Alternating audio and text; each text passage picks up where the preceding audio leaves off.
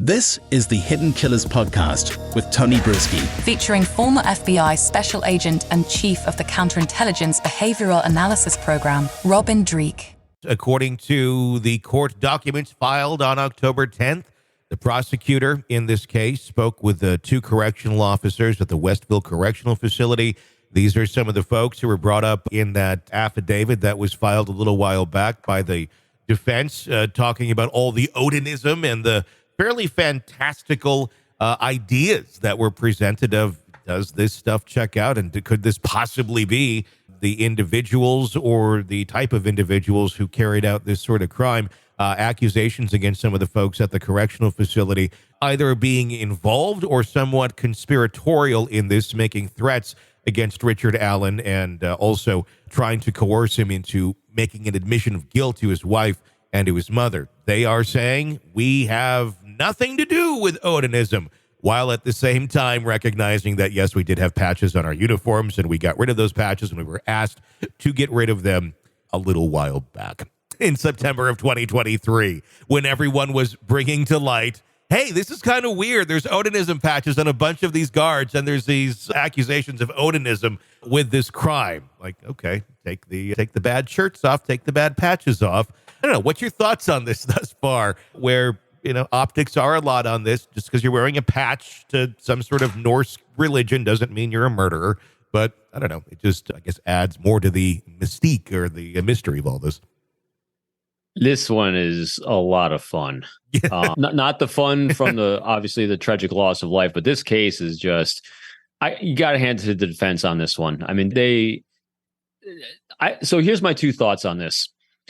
One, I think from what we know, because I know there's a gag order on the prosecution, and that's what's come up a few times on this. So they can't say whether they do or don't have DNA that ties him to the crime scene.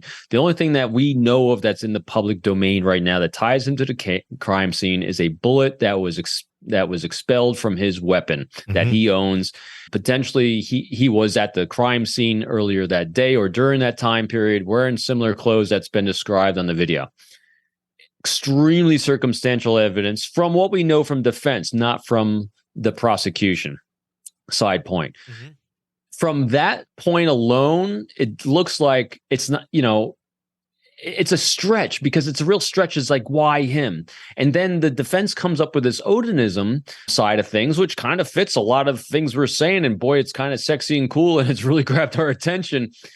And I'm not saying not on that, but the longer I was looking at this and still looking at this, let's apply our arc of life to this scenario. I do this with individuals. I do this with countries. I do this with This is it's a very good way to kind of look at things, to kind of predict the reasonableness behind what people claim or what is going on in life. Sure. So let's look at this. In all we know and all we've seen and all we've been exposed to in the world of true crime, in the world of anything right now, how often have we heard of Odinism and ritual sacrifice? Not very much until this. There you go. Yeah. So this would be an extreme outlier from what we have as a behavior arc of murderers. Yeah. I'm not saying it's not. I'm just saying, if so, it's an extreme outlier. It's interesting. It's fascinating. So I think somewhere in the middle here is what we're going to see. So I think what they're going to see when this goes to trial is nothing that we've seen so far, because the Odinism defense is just such an outlier. Granted, it's easy to have things in what the data points are being exposed to kind of fit that narrative, because it is interesting. It's kind of sexy to think of, not sexy in a good way, but sexy it's an unusual thing that we're seeing, which draws our attention, which gets public interest in this area. When with the data points that's been provided, it doesn't quite fit that this individual would be the murderer. So I get all that. But at the same time, though, it is a really extreme outlier. It requires a conspiracy theory, and conspiracy theories very rarely, if ever, hold up, just because they just don't. Granted, I wanted to, because from the data points we have, it's a stretch to me that he did it. But we don't know what the prosecution knows. It is. I mean, you're exactly right. We don't know what they know. And it is a stretch that he did it.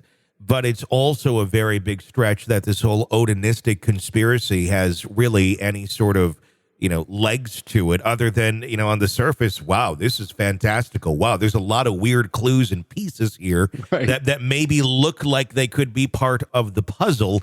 But I'm personally leaning towards neither of the options of being the actual answer to any of this.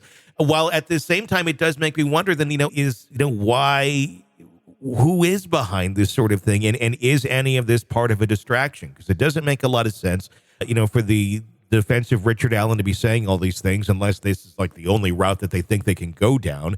And on the other hand, the fact that Richard Allen is even being charged is a big question too, because why him? Of all the possible suspects, he seemed like one of the least likely to even be looked at in this. There has been some question, in specifically coming out of the defense in the Odinistic document, talking about Richard Allen's treatment in prison, comparing it to prison camps. The prison itself has come out, of course, and they're not saying, yes, we're treating him like a prisoner of war. They're like, actually, we're going above and beyond to not use any kind of excessive force with him and really trying to not raise any issues here. While in the same statement saying we've only had to taser him twice. We've had to taser him May 9th and May 25th for not complying with officers' orders. Again, I mean, I don't know if we're giving Richard Allen too much credit because all we know mainly about him is that he was just, working at CVS as a pharmacy tech for a while. And now he's in jail or in prison with these charges hanging above his head. Does that seem normal? We're treating him well, but we've only tased him twice? That's what I'm saying. There's a lot of blank spots in here. There absolutely has to be, because like you said, I don't think either of these theories hold up. And so let's look at we just looked at the arc of Odinism as a plausible defense here and seeing how that's an outlier, because it doesn't fit. It just doesn't fit what we see in our society as murderers doing. Yeah. What also doesn't fit in arc is Richard Allen. You look at his background. How do you go from, again, the data points when you just Google him and his background, the things he's done and how he's lived his life? He's a nondescript individual, not in a negative way in any way. He's an average person. I mean, and to go from average to stabbing two people to death in a very grisly personal, I mean, that is the most personalized way you could murder someone. To go from 0 to 100 on that, it does not fit unless there's something the prosecution knows that we don't know that they've shared yet, which we know they haven't. But that just doesn't fit. It just doesn't fit a pattern behavior for me.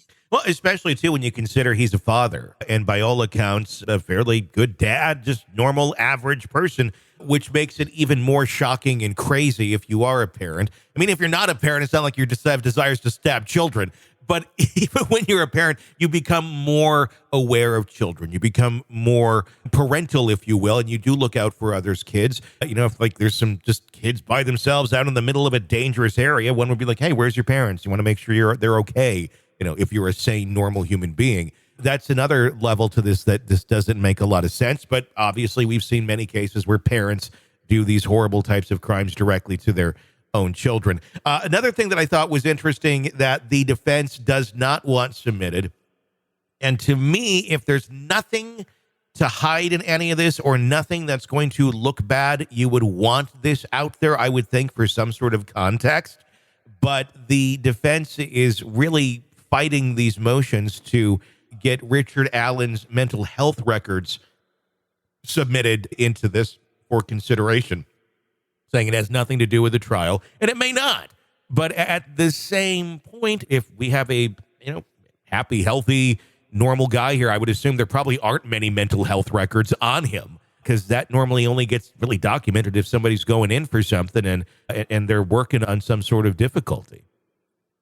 Yeah, when I saw that too, and I even had my own theories behind, or conjectures, I should say, not even theories, just conjectures of him walking alone on bridges and being seen in that area of the woods. And I'm like, here's someone who might be suffering in some way. looking for alone time or needing alone time, or again, the behavior kind of struck me as a little different.